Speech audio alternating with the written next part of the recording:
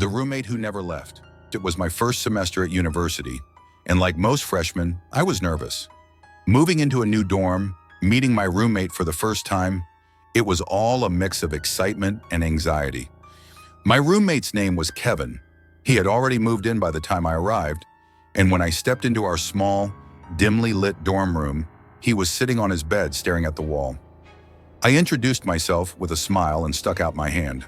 Kevin slowly turned his head toward me, blinking as if I had pulled him from deep thought. He hesitated before shaking my hand. His grip was weak and clammy. He barely mumbled his name before looking away again. It was awkward from the start. Every time I tried to talk to him, he would either nod, give a one-word answer, or not respond at all. I figured he was just shy. Maybe he was adjusting, just like I was. So I let it go. That first night, I struggled to sleep. Kevin never turned off his desk lamp. He sat in his chair, hunched over a notebook, writing something down furiously. His breathing was heavy, and every once in a while, he would let out a quiet, nervous laugh. I rolled over, trying to ignore it, and eventually drifted off. At some point in the night, I woke up. The room was quiet, too quiet. I turned over to glance at Kevin's side of the room, and I nearly screamed. He was standing right next to my bed, watching me. I jolted upright. "Dude, what the hell?" My voice cracked. He didn't move, didn't blink. Then in a whisper, he said, "I was just making sure you were real." My skin crawled. I forced a nervous laugh and told him to go to bed. He stood there for another few seconds before slowly backing up, crawling into his own bed, and pulling the blanket over his head. I didn't sleep for the rest of the night. The next morning, I requested a room change. The RA told me there were no available rooms yet, but he'd put me on the list. That meant I was stuck with Kevin for at least a little while longer. Over the next few days, things got even stranger. Whenever I left the room and came back, I'd find my drawers slightly open. My things shifted around, like someone had gone through them. My laptop was open when I was sure I had closed it.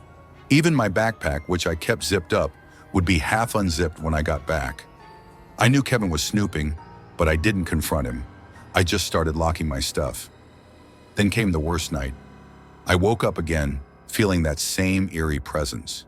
The room was almost pitch dark, but I could see just enough in the moonlight filtering through the blinds. Kevin wasn't in his bed. I sat up, my heart hammering. That's when I noticed something even worse. My closet door was open. It had been closed when I went to bed. A slow, shuffling sound came from inside. I stared at the dark gap between the door and the frame, my stomach turning to ice. Then I saw it, a single eye peeking through the crack, staring right at me.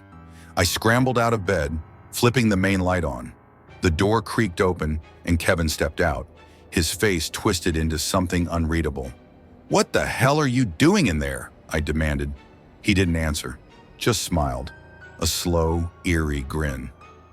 "I like watching people sleep." That was it. I grabbed my things and stormed out, heading straight to the RA's office in my pajamas. I told them everything.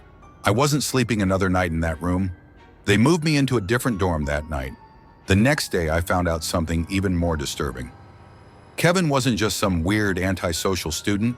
He wasn't supposed to be in my dorm at all. My new RA told me that Kevin had been kicked out of housing last semester for stalking his former roommate. Watching him sleep, going through his things, and even standing outside his new dorm at night. Somehow, he had snuck back in and taken an empty room. My room. No one knew how long he had been living there before I arrived. Campus security was called, but Kevin was already gone. He left everything behind. His clothes, his books, even that strange notebook he was always writing in. Curious, I flipped through the pages before turning it in. It was full of names, dates, times, and at the very end, the last page made my stomach drop. It was my name, and next to it, in tiny scrawled letters, were the words, "I like watching him sleep."